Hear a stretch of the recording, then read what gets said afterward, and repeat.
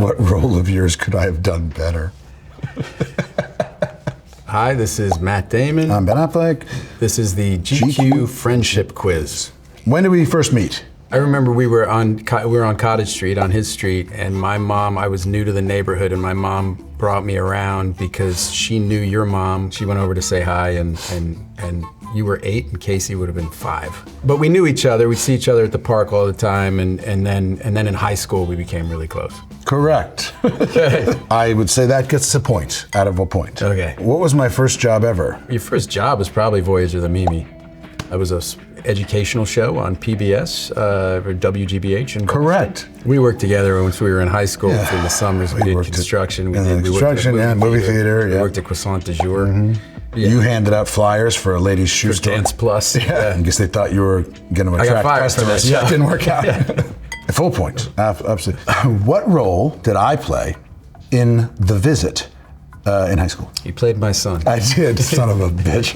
And it really set the bad precedent for our relationship. My character's name was Anton Schill. I think I was Carl. Was it Carl? Carl, I think, because I remember you being like, Carl! You didn't do it like that. I remember one night, I literally have this memory, one night, it was a 3-hour play. Yeah, it was and boy, I was not making it shorter. I was like, I literally remember. You thought you would really just enjoy the moment. I was just in it, and you made this upstage turn, and it's just quiet. You just hear coughing, and poor parents who I'm doing this to.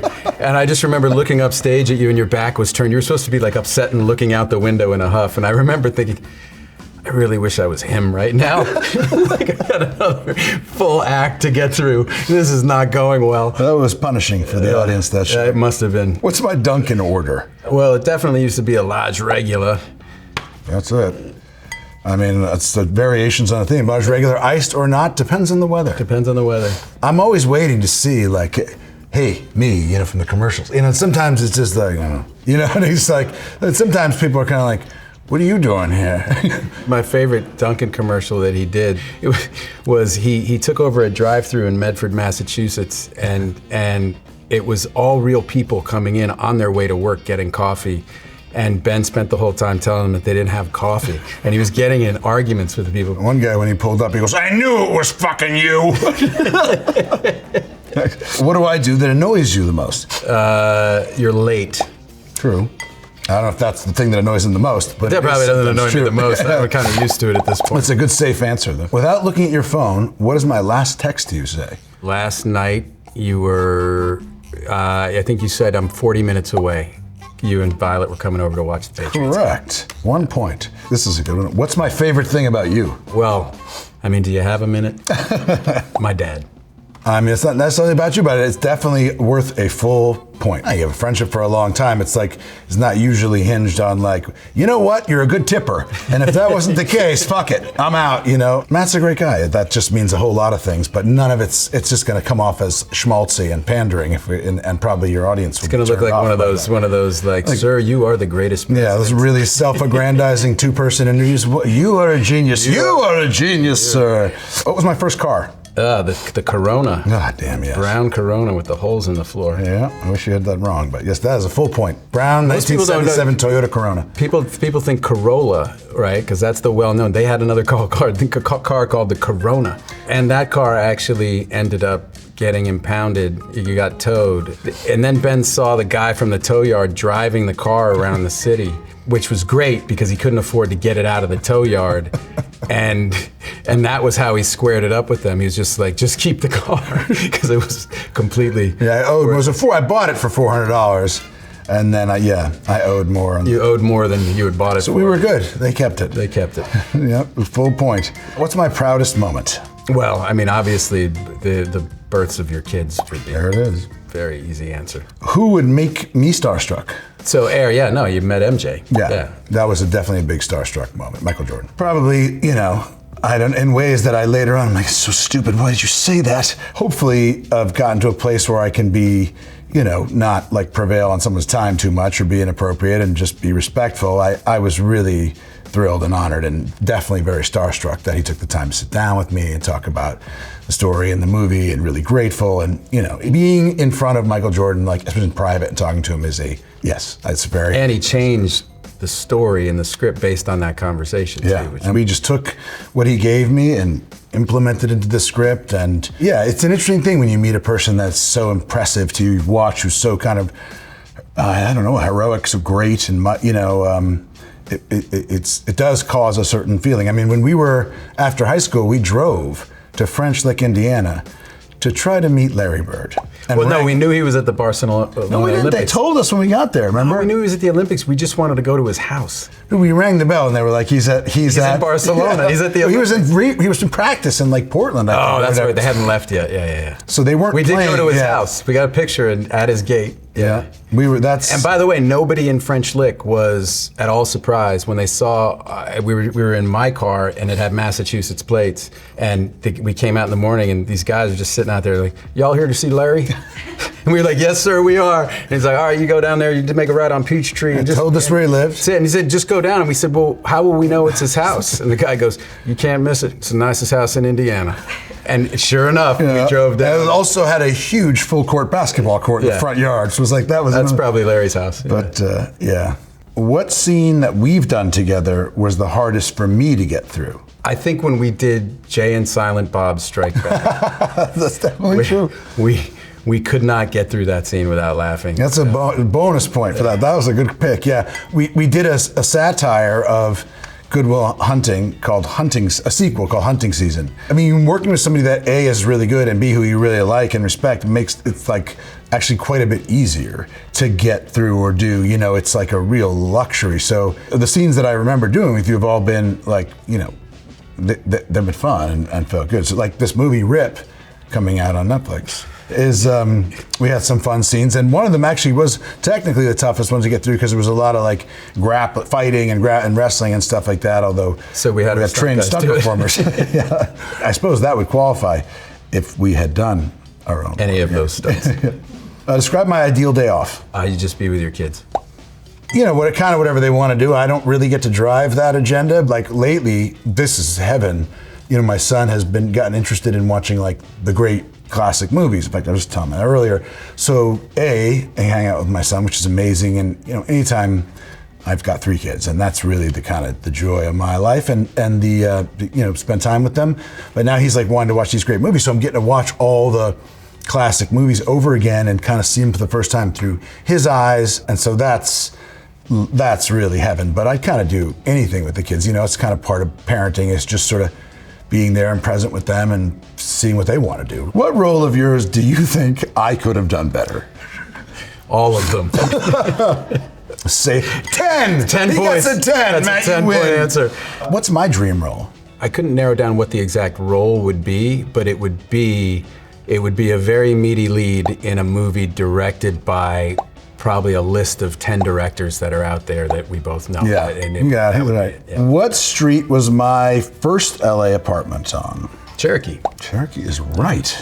1 point. That was, I lived in that apartment. It was a 2-bedroom apartment. You and Derek Bridgman were living there. And then when I moved in, I get to the couch and we were only there for like 3 or 4 weeks. Yeah, just a little bit. Cherokee right off between Hollywood. We did get offered crack every time we went to the grocery store, and that was a really interesting. We had a competition in the 4 weeks we were there to see who could get to the corner store and back without getting offered crack. And I won because I made it to the store and almost all the way back before getting offered crack. All right, you're up, buddy. You're in the hot seat. What's my middle name? Paige. Yeah, that's a point.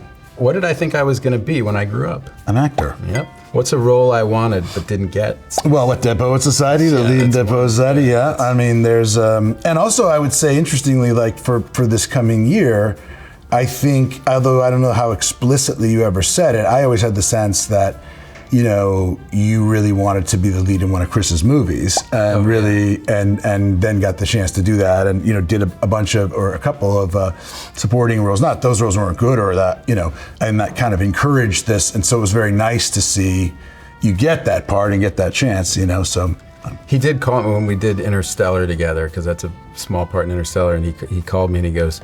And I read the script and I thought it was absolutely great, and I loved it. And we got on the phone and he goes, you know how there's that saying, there are no small parts, only small actors? And I said, yeah. And he goes, this is a small part. I'm stealing that. That's a brilliant line. What was my best subject in school? I mean, well, theater and drama, but also very good at English, very good student, very, Why don't I direct? Good fucking question. You're the CEO of the company, man. Give me a job. You know why he doesn't direct is because like it's hard to compete with the kind of movie acting opportunities that he has. Case in point, like the Odyssey, right? Well, that comes along, whatever.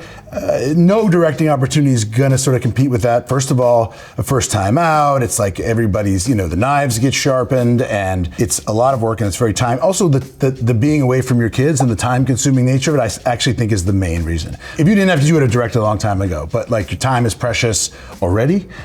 Sometimes have to be traveling and, obviously Lucy's like doing a ton and it's not easy. And I think that you would have definitely, and I've tried a few times to be like, hey, what about this? I think Matt would be a phenomenal director, like a really, really good director, no question. But there's a time, like you have so much time, and one of the things about life is like, we both learned, I think, is, you only get these years once with your children at these various ages. And we're looking at that, we're in that final stage, right? Like that last kind of, for me, 3.5. Yeah, I think 4 years, I think I can see you doing it. I can't see you doing it before then, I just don't think so. How do I know when you're mad at me? I don't know, but you just do. I don't have to say it, and that's what makes it really... I'll give you a point for that. What's my hidden talent? Like, there's a couple of answers to that. One I would say is that, like, as an actor, I think Matt takes a very self-effacing and not showy approach to it. So doing very difficult, what I consider to be very difficult things, making them look effortless, and it's very hard to do. So I would say, like, it's within his talent, unimpressive acting. That is the most. I was trying to find a way to say it. It didn't come off that way.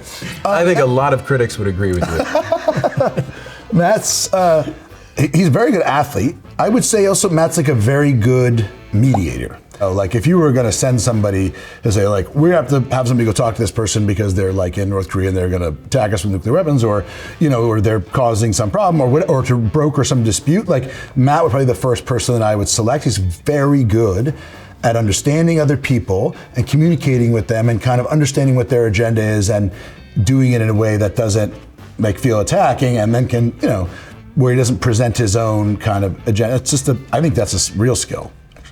Nuclear diplomat. There you go. Points. I said it right here. Points. Yep. What's my favorite restaurant and what do I order? Fucked if I know. I mean, what do you? I mean, it's all. You'd have to go back. It's all gluten free, and you have to go back to like Moody's or to. Oh yeah, falafel and like Pizza. Village Pizza. Yeah, it's a chicken wing plate at Village Pizza. I mean, whether that was our favorite or was the only one nearby that we could afford, the two kind of became the same thing. Kookaroo for a long time. Kookaroo, that's right. Well, this is an easy one. Between us, who would win at poker? Probably me. Yeah. Ben, 21 years ago, won the California State Poker Championship. That meant he had to beat a lot of really, really famous pros. They were all in that, all the guys whose books we'd read, and but so no, he's a hell of a poker player. What's my favorite thing to do when back in Boston? Well, I used to go back to Boston, obviously, your dad, and hang out with him. We'd go just kick around. And hang out. He was just that guy, it was like you just wanted to spend time with him. What is the key to a 40-plus year friendship? Good luck. I don't know. Goodwill. I love it. I love it. How many films have we collaborated on together? Goodwill. I was an extra in Glory Days. Yeah, Field of Dreams. Field of Dreams. Good Mother. Good Mother. The Chasing Amy. Chasing Amy. Dogma. The Hunting. James and Bob Strike Back. That's 8.